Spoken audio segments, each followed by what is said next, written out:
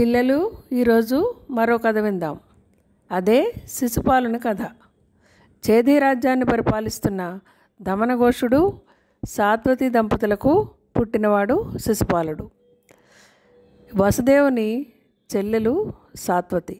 వసుదేవుడు ఎవరో తెలుసు కదూ, శ్రీకృష్ణుని యొక్క తండ్రి. అలాంటప్పుడు శ్రీకృష్ణునికి శిశుపాలుడు మేనత్త కుమారుడు. ఈ శిశుపాలుడు జననమే చాలా విచిత్రంగా ఉంటుంది. శిశుపాలుడు పుట్టేటప్పుడు చాలా వికృతంగా పుట్టాడు.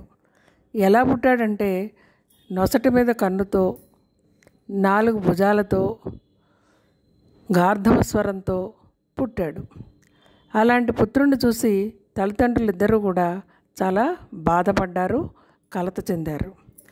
అలా కలత చెందుతున్న తల్లిదండ్రుల్ని చూసి అశరీరవాణి ఇలా పలికింది: ఈ అబ్బాయిని ఎవరు ఎత్తుకుంటే మామూలు రూపం పొందుతాడో వారి చేతిలోనే మరణిస్తాడు అని అశరీరవాణి పలికింది. తల్లిదండ్రులు ఆ రోజు నుంచి ఇంటికి వచ్చిన వారందరికీ పుత్రుణ్ణి ఎత్తుకోమని ఇవ్వసాగారు. కానీ ఎంతమంది ఎత్తుకున్నా మామూలు రూపం రాలేదు. ఒకసారి బలరామకృష్ణులిద్దరూ పుత్రుణ్ణి చూద్దామని వచ్చారు. వచ్చినప్పుడు శ్రీకృష్ణుడు ఆ పుత్రుణ్ణి ఎత్తుకున్నాడు. ఆశ్చర్యంగా అతని 4 భుజాలు, నొసటి మీద కన్ను మాయమైపోయి మామూలు రూపాన్ని పొందాడు. కానీ శిశుపాలుడు వయసు పెరుగుతున్న కొద్దీ చేసే అన్యాయాలకు, ఆగడాలకు హద్దు లేకుండా పోయింది.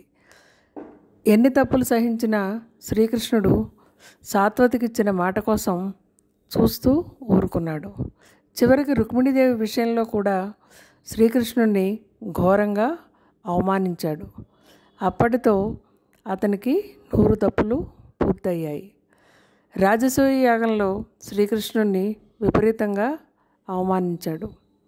ఈ 100 తప్పులు పూర్తయిన సందర్భంలో శ్రీకృష్ణుడు శిశుపాలుణ్ణి తన సుదర్శన చక్రాన్ని తీసి దాన్ని ప్రయోగించి వధించాడు. శిశుపాలుని యొక్క 100 తప్పులు పూర్తయిన సందర్భంలో ఆయన చేసిన అన్యాయాలు, ఆగడాలకి తగిన శిక్షను అనుభవించాడు. శిశుపాల వధ పూర్తయింది. చాలామంది ప్రజలు సంతోషించారు. ఇది శిశుపాలుని యొక్క వృత్తాంతం. మళ్ళీ మరో కథతో రేపు కలుద్దాం. సబ్స్క్రైబ్ చేయండి ప్లీజ్.